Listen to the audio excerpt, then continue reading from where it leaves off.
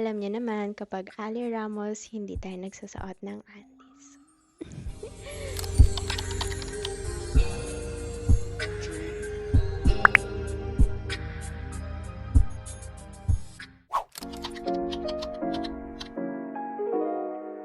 Hey, it's Ali. So today, magta-try on haul tayo. And three colors lang naman siya, of course. Black, pink, and white. Of course, hindi talaga nawawala sa akin yung black since yun yung favorite color ko.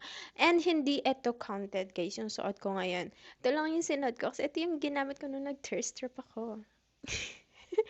Anyways, andito pala kami ngayon guys sa Cebu kasi baka mag-fun dive kami. So, eto na yung last na makikita nyo akong maputi. Kasi aura na naman tayo, 'di ba? So, ayan. If you're interested, just keep on watching.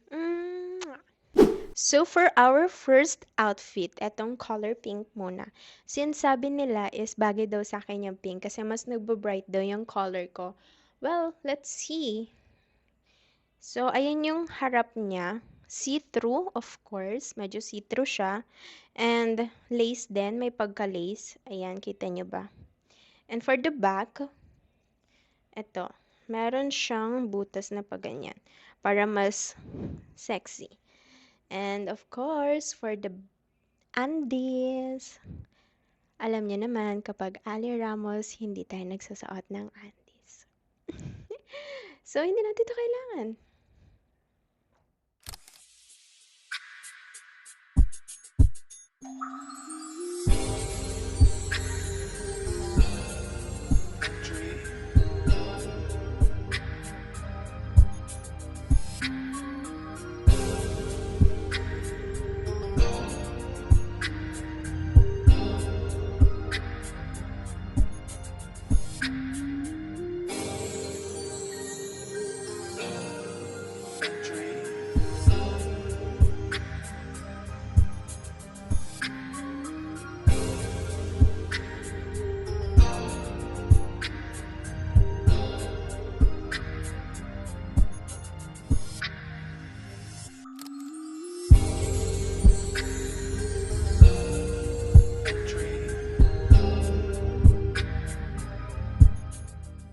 So, for our second outfit, dito naman tayo sa color white. Ayan, so pretty neto and mas see-through siya since white ang color niya. And ayan, same lang siya ng color pink pero ito kasi is flower-flower yung style niya sa harap. And sa back din, ganun din. Meron ding parang butas na ganyan. For the undies, of course, I don't wear. Hindi ko to susuotin.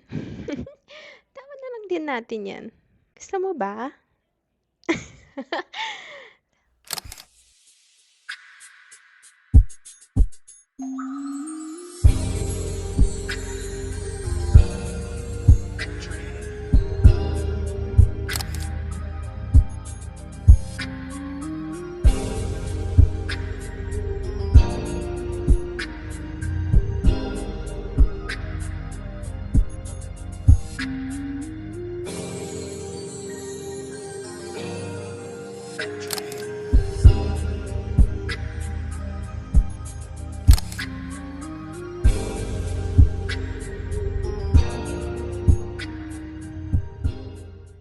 And for our last outfit, color black. Since black ang suot natin and favorite color natin ang black.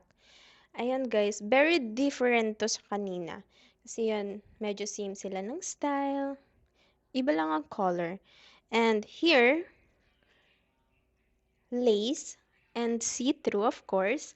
And pag ganyan siya, pa-V ang kanyang style sa harap and may ribbon lang siya. Hindi ko makita yung panty niya and hindi ko na rin nahahanapin yun kasi hindi naman tayo nagkaganon, 'di ba? So, ayan. Try na rin natin for our last outfit.